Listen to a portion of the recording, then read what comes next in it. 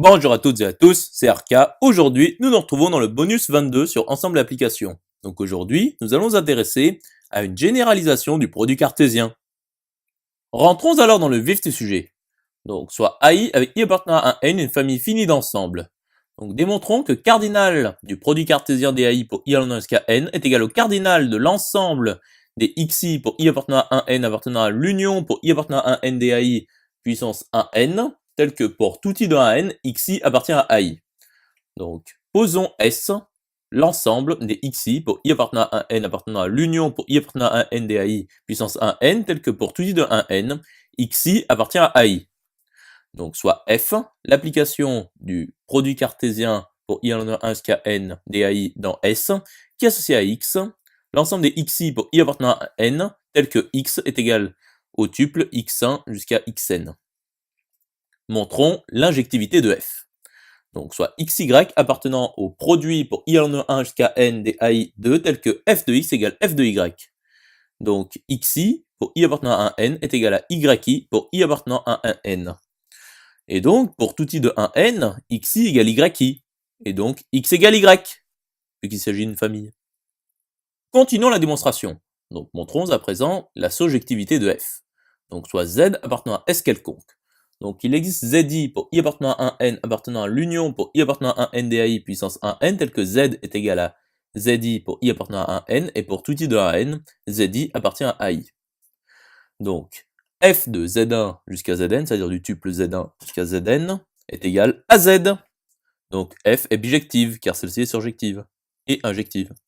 Par conséquent, cardinal du produit cartésien pour I allant de 1 jusqu'à N des AI est égal au cardinal de S. Conclusion établie. Voyons alors une petite précision. Donc nous écrirons pour généraliser la notion de produit cartésien que le produit cartésien pour I allant de 1 jusqu'à N des AI est égal à l'ensemble des XI pour I appartenant à N appartenant à l'union pour I appartenant à un N des AI puissance 1N, tel que pour tout I de 1N, XI appartient à AI, ce qui est égal à S. Passons alors à la généralisation du produit cartésien. Donc soit AI avec I appartenant à grand I, une famille d'ensembles. Donc ici, grand I est non nécessairement fini, ni même dénombrable. Définissons alors, en règle générale, le produit cartésien de AI avec I appartenant à grand I de la manière suivante.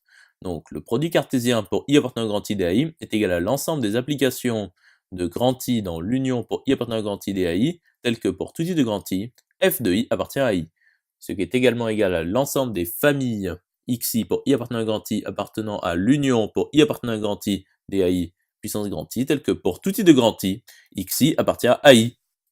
Et nous notons également que le produit pour I appartenant à grand I des AI égale croix pour I appartenant à grand I des AI. Poursuivons l'étude. Donc soit AIJ pour J appartenant à grand J, I pour I appartenant à grand I, une famille de familles d'ensemble. Donc démontrons que le produit cartésien pour I appartenant à grand I de l'intersection pour J appartenant à grand J des AIJ est égal à l'intersection pour J appartenant à grand J du produit cartésien pour I appartenant à grand I des AIJ.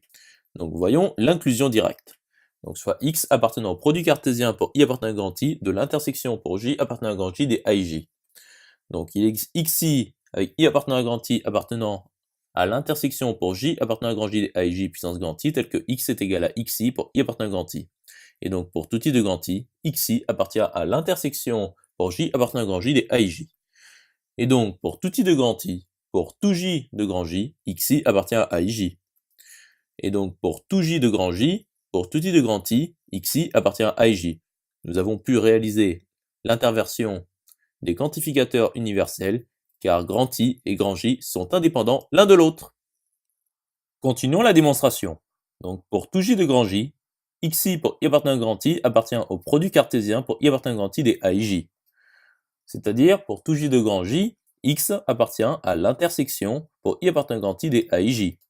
Par conséquent, X appartient à l'intersection pour J appartenant à grand J du produit cartésien pour I appartenant à grand I des AIJ.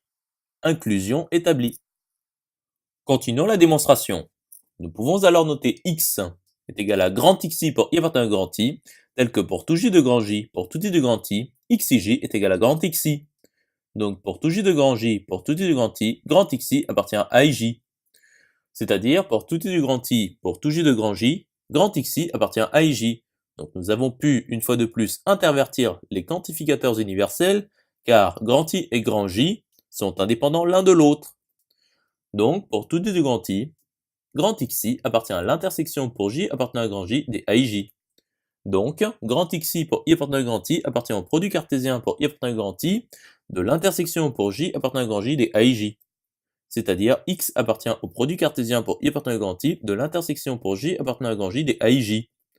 Finalement, le produit cartésien pour I appartenant à grand I de l'intersection pour J appartenant à grand J des AIJ est égal à l'intersection pour J appartenant à grand J du produit cartésien pour I appartenant à grand I des AIJ. Conclusion établie. J'espère que cette vidéo vous aura plu et vous sera utile. À plus tard.